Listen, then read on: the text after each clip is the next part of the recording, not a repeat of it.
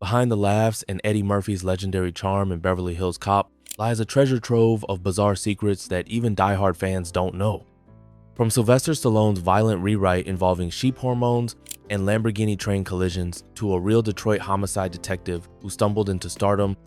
and a nearly unknown actor whose improvised accent became so hilarious, it rewrote the script prepared to discover the wildest, most unexpected stories from one of the 80s biggest blockbusters.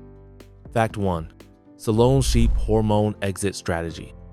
Producer Don Simpson had a problem on his hands in 1984 when Sylvester Stallone completely rewrote the Beverly Hills Cop script, turning what was supposed to be a comedy into a violent action movie that would have cost far more money than Paramount wanted to spend. Stallone had renamed the main character from Axel Foley to Axel Cabretti and filled the script with intense action sequences,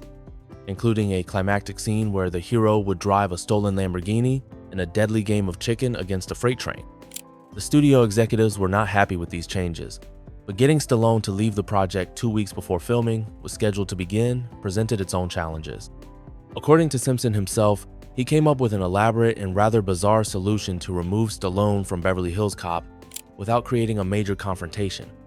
Simpson discovered that both he and Stallone shared an interest in what they called youth treatments, which were experimental medical procedures designed to make people look and feel younger.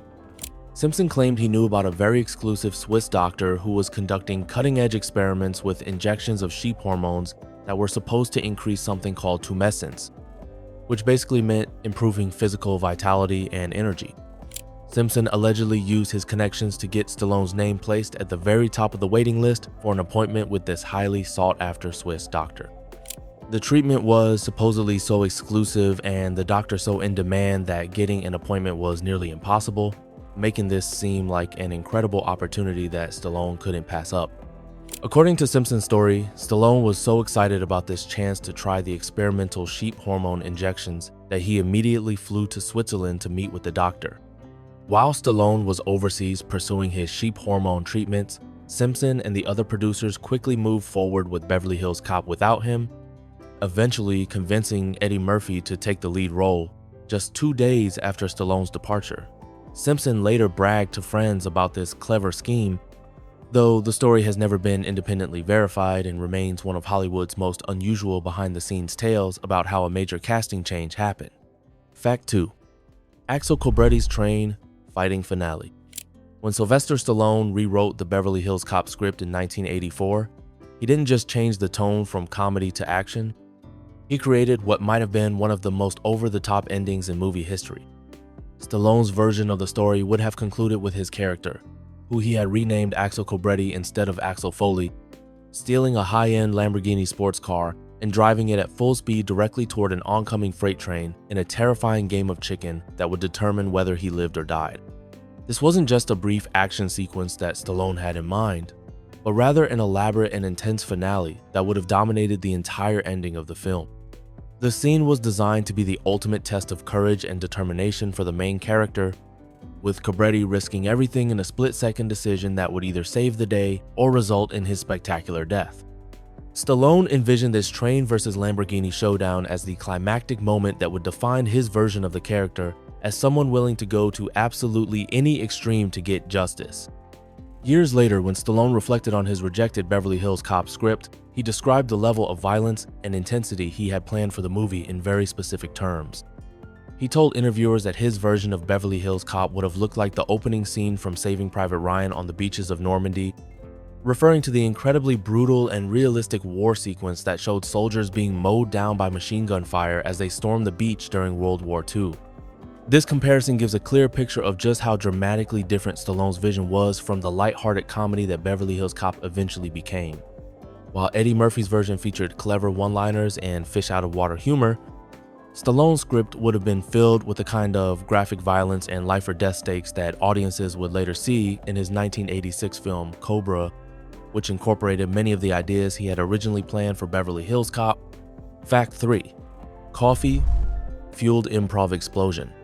Eddie Murphy had a strict personal rule about never consuming caffeine because he considered it a drug, and this policy created an unexpected problem during the filming of Beverly Hills Cop when he became extremely tired while shooting the police station sequences. The long days of filming had worn Murphy down to the point where he was struggling to maintain his energy and focus, but when the film crew offered him coffee to help him stay alert, he initially refused because of his firm stance against taking any substances that could alter his mental state or physical condition. Murphy's exhaustion continued to be a serious issue as the filming progressed, and eventually the situation became so problematic that he realized he had no choice but to break his own rule if he wanted to complete the scenes successfully. He finally agreed to drink small sips of coffee, taking just enough caffeine to give himself the energy boost he desperately needed to get through the demanding shooting schedule. The effect of the caffeine on someone who never consumed it was immediate and dramatic, as Murphy suddenly became much more energized and animated than he had been during the earlier parts of the filming day. This unexpected burst of caffeine-fueled energy led directly to one of the most memorable scenes in the entire movie, as Murphy spontaneously began improvising what would become known as the Super Cops monologue. In this scene, Murphy's character Axel Foley tells an elaborate and completely made-up story to Lieutenant Bogomil about being part of a special undercover operation, spinning an increasingly ridiculous tale about super cops and secret missions that had absolutely nothing to do with the actual script that had been written for the film. The entire monologue was created on the spot by Murphy, who was riding the wave of energy that the coffee had given him and letting his natural comedic instincts take over the scene. His co-stars John Ashton and Judge Reinhold struggled so hard not to laugh during Murphy's improvised performance that they had to physically hurt themselves to maintain their composure, with Ashton pinching his face and Reinhold pinching his leg to avoid breaking character and ruining the take. Fact 4.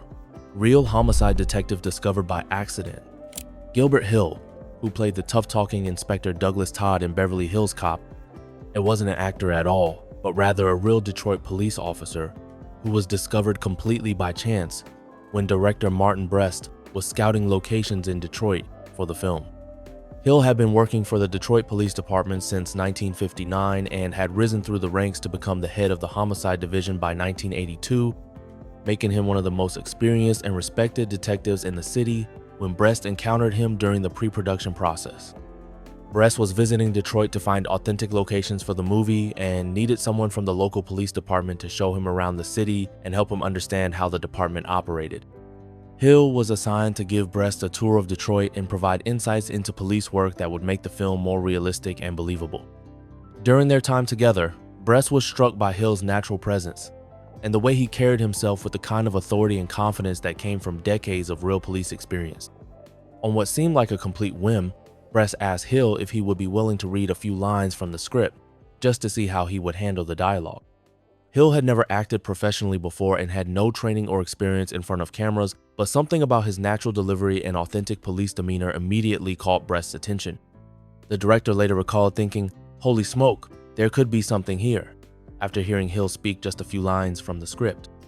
What impressed Brest most was that Hill could convey both the hot-tempered frustration that the character required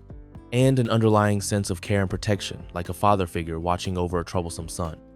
This combination of toughness and hidden affection was exactly what the role needed, and Brest realized that no professional actor could bring the same level of authenticity that Hill possessed naturally.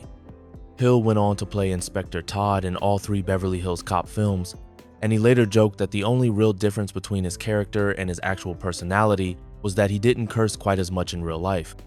Fact 5. Pinching away the laughter. When Eddie Murphy launched into his completely improvised Super Cops monologue during the filming of Beverly Hills Cop, his co-stars John Ashton and Judge Reinhold found themselves in an incredibly difficult situation because Murphy's spontaneous performance was so hilarious that they could barely keep themselves from breaking character and laughing out loud. The scene required them to maintain serious, professional expressions as police officers listening to what they believed was a legitimate explanation from a fellow law enforcement officer, but Murphy's increasingly ridiculous and over-the-top storytelling was making it nearly impossible for them to stay in character. Ashton, who played Sergeant Taggart, came up with a desperate solution to prevent himself from ruining the take by laughing. He began pinching his own face extremely hard, creating enough physical discomfort to distract himself from Murphy's hilarious performance and help him maintain the stern, frustrated expression that his character was supposed to have during the scene. If you watch the finished movie carefully, you can actually see Ashton looking down with what appears to be intense concentration and apparent frustration. but what's really happening is that he's pinching his face and trying not to laugh at Murphy's improvised comedy routine. Judge Reinhold, who played Detective Rosewood,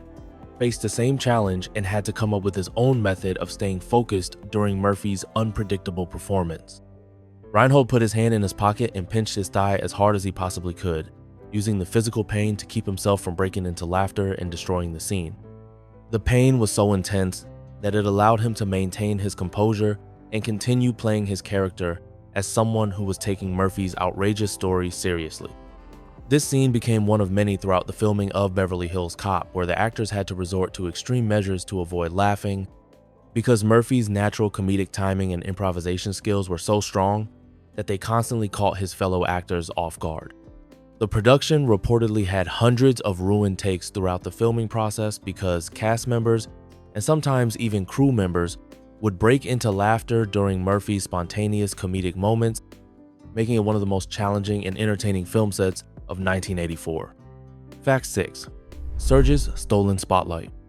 The original script for Beverly Hills Cop called for 2 different actors to be working in the art gallery scenes, with both characters having roughly equal amounts of dialogue and screen time when Eddie Murphy's character Axel Foley visited the gallery to investigate his friend's murder. However, when Bronson Pinchot showed up on set and began performing his improvised version of the character Surge, complete with an exaggerated foreign accent that he had created specifically for the role, director Martin Brest was so impressed and entertained by the performance that he made an immediate decision to rewrite the scenes. Pinchot had developed the character of Surge by observing the many shop assistants he had encountered in Beverly Hills during his time in Los Angeles, noticing that many of them spoke with accents that made their exact nationality difficult to determine. He created a deliberately ambiguous accent that seemed to blend different European influences, making Surge sound sophisticated and worldly, but also slightly ridiculous and over the top in a way that perfectly fit the fish-out-of-water comedy that Beverly Hills Cop was trying to achieve. When Brest heard Pinchot's interpretation of Surge during the first takes of the art gallery scenes, he found it so hilarious and memorable that he immediately decided to scale back the role of the second actor significantly, giving most of that character's dialogue and screen time to Pinchot instead. The second actor, who had originally been hired to play an equally important role in the gallery scenes, ended up with just a brief appearance where he shows up wearing a shirt with his collar open too wide, which gave Pinchot's Surge character an opportunity to make a sarcastic comment about the fashion choice. The art gallery scenes became some of the most quotable and memorable moments in the entire film, largely because of Pinchot's completely improvised performance that had to be filmed multiple times due to cast and crew members breaking into laughter during his interactions with Murphy. Pinchot's natural comedic timing and his willingness to fully commit to the ridiculous accent and mannerisms made Surge such a fan favorite that he was brought back for Beverly Hills Cop 3, even though he didn't appear in the second film of the series. Fact 7. Mumford School's global fame. The gray heather t-shirt with Mumford Phys Ed Dept printed on it that Eddie Murphy wears throughout Beverly Hills Cop wasn't just a random piece of wardrobe chosen by the costume department, but actually represented a personal tribute from producer Jerry Bruckheimer to his own high school alma mater in Detroit, Samuel C. Mumford High School, located in northwest Detroit, was where Bruckheimer had attended classes years before he became one of Hollywood's most successful producers, and he decided to honor his old school by featuring one of their physical education department shirts in the movie as a way of showing his Detroit roots. The t-shirt itself was meant to help establish Eddie Murphy's character Axel Foley as an authentic Detroit native who would have the kind of local connections and street knowledge that someone from that city would naturally possess. While Murphy himself had never attended Mumford High School, wearing the shirt helped create the impression that his character was deeply connected to Detroit's community and culture, which was important for the story since Foley's outsider status in Beverly Hills was supposed to contrast sharply with his comfort and familiarity in his hometown environment. What nobody involved with the movie expected was the incredible response that the Mumford t-shirt would generate after Beverly Hills Cop became a massive hit at the box office. Almost immediately after the film was released in December of 1984, Mumford High School began receiving orders for replica t-shirts from customers all over the world who wanted to own the same shirt that Eddie Murphy had worn in the movie. The school had never experienced anything like this level of international attention, and suddenly found itself in the unexpected business of fulfilling merchandise orders from fans, in countries they had never even considered before. The global demand for Mumford High School t-shirts became so overwhelming that the school had to figure out how to handle the logistics of international shipping and manufacturing enough shirts to meet the demand from Beverly Hills Cop fans who wanted to dress like Axel Foley. This unexpected windfall of attention brought the Detroit school a level of fame and recognition that it had never achieved through any of its other notable graduates, which included comedian Gilda Radner and financier Ivan Boesky, making the Mumford t-shirt one of the most successful pieces of movie merchandise that was never intended to be merchandise at all. Fact 8. Casting through couples therapy. Director Martin Brest used an unusual and creative method to cast the roles of Detective Billy Rosewood and Sergeant John Taggart in Beverly Hills Cop, deciding that the best way to find actors who could work well together was to test their natural chemistry through improvisation exercises rather than having them read from the actual script. Brest paired up various finalist actors and gave them different scenarios to act out, watching carefully to see which combinations of performers could create believable relationships and entertaining dialogue without any preparation or written material to guide them. When Brest paired Judge Reinhold and John Ashton together for their audition, he gave them a very specific but deliberately unusual direction that had nothing to do with police work or the actual characters they would be playing in the movie. He told them to imagine that they were a middle-aged married couple who had been together for many years and were simply having a typical conversation on an ordinary evening at home, the kind of mundane domestic interaction that long-term couples might have while relaxing after dinner or watching television together. Reinhold immediately picked up a nearby magazine that happened to be sitting in the audition room and began reading from it, which sparked an improvised conversation between him and Ashton that flowed so naturally that it seemed like they really had been married for years. During this spontaneous scene, they created the dialogue about how the average middle-aged American man has 5 pounds of undigested red meat sitting in his bowels, with Reinhold's character bringing up this disturbing health fact and Ashton's character responding with annoyance and confusion about why anyone would want to know such information. The improvised conversation was so entertaining and showed such perfect timing between the two actors that Brest knew he had found his police partner duo, even though their audition had nothing to do with law enforcement or the Beverly Hills setting. The red meat and bowels dialogue was so good that Brest decided to include it almost exactly as they had performed it in the actual movie, where it appears as a conversation between Rosewood and Taggart while they're sitting in their patrol car conducting surveillance, proving that sometimes the best casting decisions come from completely unexpected directions. Fact 9. Switzerland sabotage story. Producer Don Simpson told friends a remarkably detailed story about how he managed to remove Sylvester Stallone from the Beverly Hills Cop project, though the tale is so unusual and elaborate that it has never been independently confirmed by anyone else who was involved with the film's production. According to Simpson's version of events, he discovered that both he and Stallone shared a fascination with experimental medical treatments that were designed to help people maintain their youth and vitality, which gave him the idea for an elaborate scheme to get Stallone to voluntarily leave the movie without creating a confrontational situation. Simpson claimed that he had connections to a very exclusive Swiss doctor who was conducting cutting-edge experiments with various treatments that wealthy and famous people were willing to try in their quest to stay young and healthy. This particular doctor was supposedly so in demand, and his treatments so exclusive that getting an appointment was nearly impossible, with waiting lists that could stretch for months or even years depending on how well connected a potential patient might be. The key to Simpson's alleged plan was his knowledge that both he and Stallone were interested in these types of experimental youth treatments, which made it believable when Simpson told Stallone that he could use his influence to get the actor's name moved to the very top of the Swiss doctor's waiting list. Simpson supposedly presented this as an incredible opportunity that Stallone simply couldn't pass up, especially since the treatments were so exclusive and difficult to obtain that most people never got the chance to try them. According to Simpson's story, Stallone was so excited about the possibility of trying these experimental Swiss medical treatments that he immediately made plans to fly to Switzerland for his appointment with the exclusive doctor. While Stallone was overseas pursuing his medical treatments, Simpson and the other producers quickly moved forward with Beverly Hills Cop, eventually convincing Eddie Murphy to take the lead role and completely changing the direction of the movie. Simpson reportedly bragged about this clever manipulation to his friends for years afterward. Though the story remains impossible to verify since no one else has ever confirmed the details, and it's unclear whether Simpson's tale was true or simply an entertaining piece of Hollywood mythology that he enjoyed telling. Fact 10. Beverly Hills banned night filming. The city of Beverly Hills had strict regulations about when movie productions could film within their borders, specifically prohibiting any filming activities after 10:30 p.m., which created a significant logistical problem for the Beverly Hills Cop production team, since many important scenes in the script were supposed to take place during evening or nighttime hours.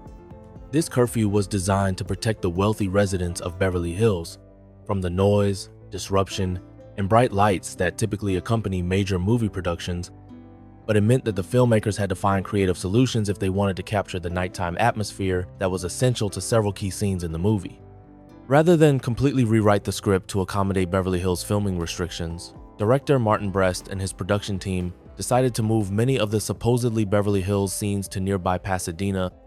which had more flexible rules about when movie crews could work and was willing to allow filming to continue well into the night when necessary. Pasadena offered locations that could convincingly stand in for Beverly Hills while giving the production the freedom to film during whatever hours worked best for their schedule and the story they were trying to tell. This creative workaround meant that audiences watching Beverly Hills Cop were actually seeing a lot more of Pasadena than they realized, since many of the scenes that appeared to be taking place in the heart of Beverly Hills were actually filmed several miles away in a completely different city. The production team had to be careful to choose Pasadena locations that would look appropriately upscale and glamorous to match the Beverly Hills setting that the story required, while also making sure that any distinctive landmarks or street signs that might give away the real filming location were kept out of the shots. The irony of this situation was that a movie called Beverly Hills Cop, which was specifically about the contrast between Detroit and the wealthy enclave of Beverly Hills, ended up filming many of its most important Beverly Hills scenes in a third city entirely because of local government restrictions. Despite these behind-the-scenes complications, the finished movie successfully created the impression that Eddie Murphy's character was truly experiencing the culture shock of moving from gritty Detroit streets to the polished and privileged world of Beverly Hills, even though much of that world was actually Pasadena in disguise. Fact 11. The Biltmore Hotel Masquerade. When Eddie Murphy's character Axel Foley checks into the luxurious Beverly Palms Hotel in Beverly Hills Cop, audiences are actually looking at the Millennium Biltmore Hotel, which is located at 506 South Grand Avenue in downtown Los Angeles, more than 11 miles away from the actual city of Beverly Hills. This created a significant geographic challenge for the filmmakers, who needed to convince viewers that Foley was staying in a high-end Beverly Hills establishment while actually filming at a completely different location that was much closer to the industrial and business districts of downtown Los Angeles than to the wealthy residential areas of Beverly Hills. The Millennium Biltmore Hotel was chosen for practical reasons, since it offered the kind of grand, elegant interior spaces that the story required, while also being more accommodating to the needs of a major film production than many of the actual hotels in Beverly Hills might have been. Built in 1923, the Biltmore featured the Spanish-Italian Renaissance architecture and luxurious design elements that would help sell the idea that Foley was experiencing the kind of opulent lifestyle that he could never afford on a Detroit police detective salary. To maintain the illusion that the hotel was actually located in Beverly Hills, the production team had to make elaborate changes to all the signage and external markers that would normally identify the building as the Biltmore Hotel in downtown Los Angeles. This process involved temporarily replacing or covering existing hotel signs with custom-made Beverly Palms Hotel signage that would appear authentic to movie audiences, while allowing the Biltmore to return to its normal operations after filming was completed. The deception was so successful that many viewers never realized they were looking at a downtown Los Angeles hotel rather than a Beverly Hills establishment, despite the significant distance between the two locations. The Biltmore's grand lobby, which served as the fictional Beverly Palms lobby in the film, was actually the hotel's rendezvous court, a spectacular space that had previously hosted the Academy Awards during the 1930s and had appeared in numerous other Hollywood productions over the decades, making it a popular choice for filmmakers who needed an elegant and photogenic interior setting. Fact 12. Hundreds of ruined takes. The filming of Beverly Hills Cop became one of the most challenging and entertaining movie productions of 1984 because Eddie Murphy, John Ashton, and Judge Reinhold improvised the majority of their comic dialogue throughout the entire shoot, creating a constant problem where cast members and even crew members would break into uncontrollable laughter and completely ruin takes that had been going perfectly up until that moment. The spontaneous nature of Murphy's comedy, combined with the natural chemistry between the three lead actors, meant that nobody on set could predict when someone would deliver a line or make a gesture that would be so unexpectedly funny that it would cause everyone within earshot to lose their professional composure. This improvisation-heavy approach to filming created a domino effect, where one person's laughter would trigger others to start laughing as well, making it nearly impossible to complete scenes without multiple attempts, and creating a work environment that was both incredibly fun and incredibly frustrating for everyone involved. The production reports indicate that literally hundreds of takes were completely ruined throughout the filming process because someone would break character at a crucial moment, forcing the director to call cut and start the entire scene over from the beginning. Murphy's natural comedic timing and his ability to come up with brilliant improvised material on the spot meant that his co-stars never knew what he might say or do next, which kept them constantly on edge and made it extremely difficult for them to maintain their composure during serious or dramatic moments in the script. Ashton and Reinhold developed various techniques to try to keep themselves from laughing, including physical pain and looking away from Murphy during his most outrageous moments.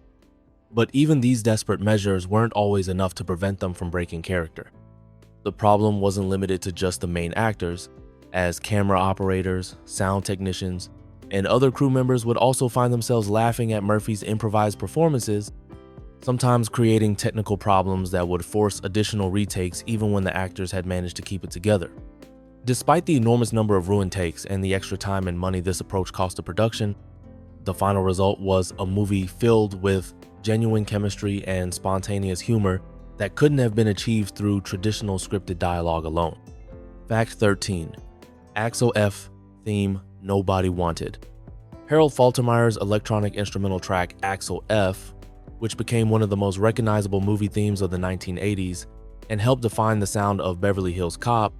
was initially rejected by everyone involved with the film's production because they believed that only traditional orchestral music was appropriate for scoring comedy movies. At the time, there was a strong industry consensus that synthesizer-based music was too modern and experimental for mainstream Hollywood comedies, with most producers and directors preferring the safe and familiar sound of full orchestras that had been the standard for film scoring for decades. Faltermeyer later recalled that the interesting thing about his now famous composition was that nobody wanted to have it in the movie when he first presented it to the Beverly Hills Cop team. The producers were so unhappy with his electronic approach that they nearly fired him from the project, feeling that his synthesizer-heavy style was completely wrong for the type of movie they were trying to make and would alienate audiences who expected more conventional musical accompaniment to their entertainment. The resistance to Faltermeyer's electronic theme was rooted in the established Hollywood tradition that comedy films should be scored with orchestral arrangements that could provide both comedic flourishes and emotional support for the story without drawing too much attention to themselves. The idea of using prominent synthesizer melodies and electronic beats was seen as too distracting and too associated with science fiction or action movies to work effectively in a buddy cop comedy that was supposed to appeal to mainstream audiences. Despite the initial rejection, Faltermeyer persisted with his vision and eventually convinced the filmmakers to give his electronic approach a chance,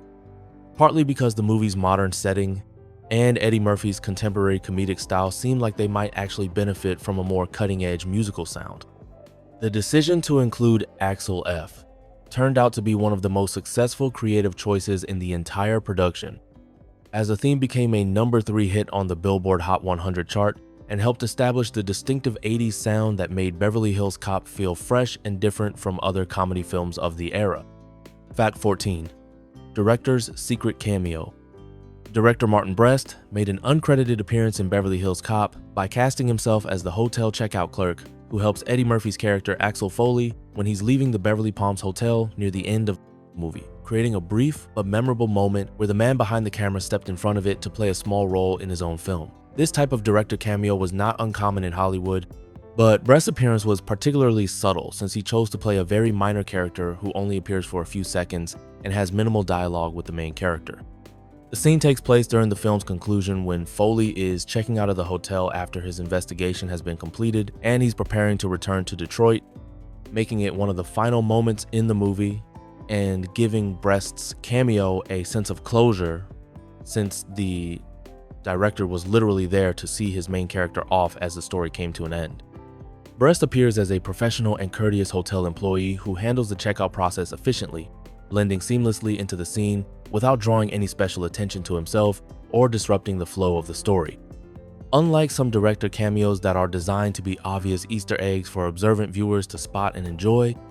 Brest's appearance as the checkout clerk was so natural and understated that most audiences probably never realized they were looking at the film's director unless someone specifically pointed it out to them. He didn't receive any credit for his acting role in the film's official cast listings, making his appearance a true hidden secret that only the most dedicated fans and film trivia enthusiasts will be likely to discover on their own.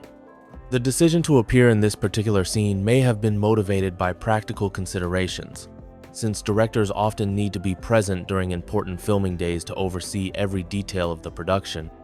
making it convenient for Brest to step into a small role when an actor was needed for a brief scene. This type of impromptu casting decision was common during the Beverly Hills Cop production, which was known for its flexible and creative approach to filmmaking that allowed for last-minute changes and spontaneous additions to the script and cast. Fact 15. Script finished on day 1. The final shooting script for Beverly Hills Cop wasn't completed until the actual day that production began in May of 1984, creating one of the most chaotic and unpredictable filming experiences in Hollywood history, as the cast and crew had to work with material that was literally being written and rewritten as they were trying to film it. This unprecedented situation came about because Eddie Murphy had been brought onto the project just days after Sylvester Stallone's departure, and Murphy felt that the existing script needed extensive changes to match his comedic style and personality rather than the action-heavy approach that Stallone had favored. The massive rewriting process that followed Murphy's casting meant that screenwriter Daniel Petrie Jr. had to completely restructure the story while incorporating Murphy's own ideas and suggestions about how his character